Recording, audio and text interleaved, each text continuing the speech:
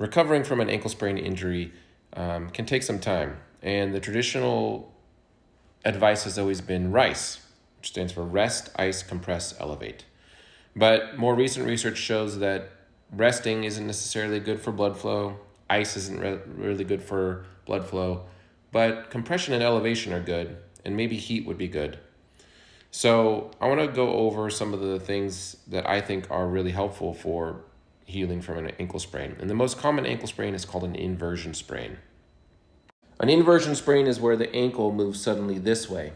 And the most common ligament to sprain is the anterior talofibular ligament.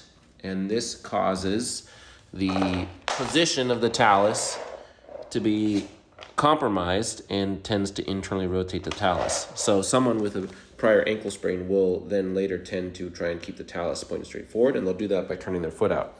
So if you look down at your feet and you always have the right foot turned out a little bit, and you had a prior ankle sprain, there's some chance that it's because you never really fully fixed everything with that ankle sprain.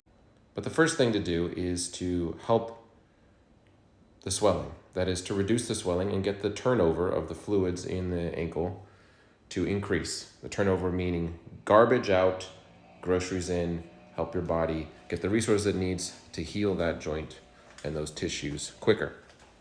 My favorite way to do this is with a rolled up piece of rubber, commonly called a voodoo floss band or floss band. Let me show you how to do it. Imagine this is your sprained ankle. You always want to wrap towards your heart to promote blood flowing back to the heart. So I'm going to start down here by my big toe joint. And you get one wrap around the big toe joint. And then you can start to wrap, and you want to wrap pretty tightly. If this is 0% tension, this is 100%, this is almost breaking. You want to do somewhere in between, maybe 50%. And you can do some overlap, maybe 50% overlap, 30% overlap. So I'm just going to wrap up the ankle, and you can kind of improvise. It doesn't need to be perfect. So wrapping up, I'm starting to reach this corner in my tibia here. I'm gonna improvise. I'm gonna go a little further and overlap this multiple times. And then you can even go around.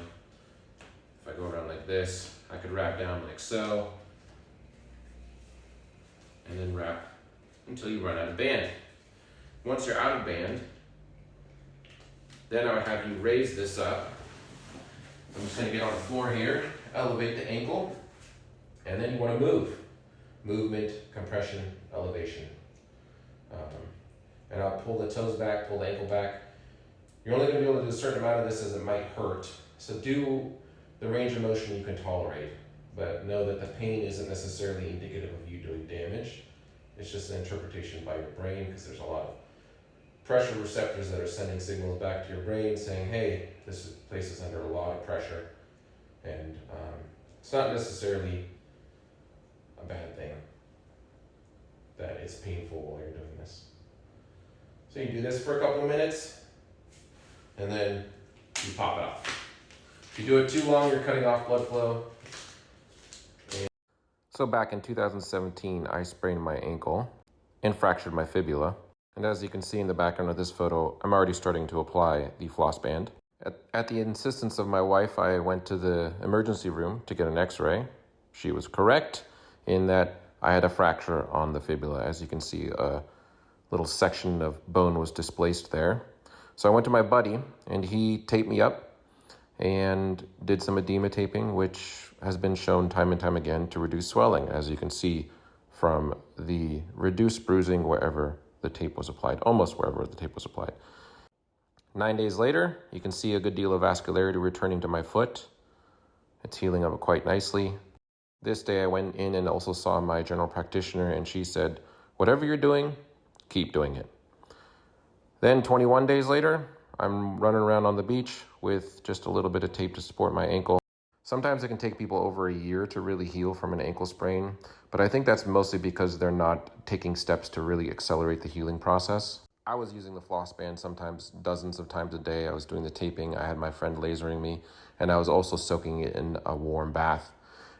So 3 months later, here I am executing a full pain-free pistol squat, and I'd say the recovery went pretty well. So when thinking about your healing process, I would think not only about when you are pain-free and walking around, but when you're pain-free and all your ranges of motion and your prior abilities have been restored. Hope this video helps, and I'll see you in the next one.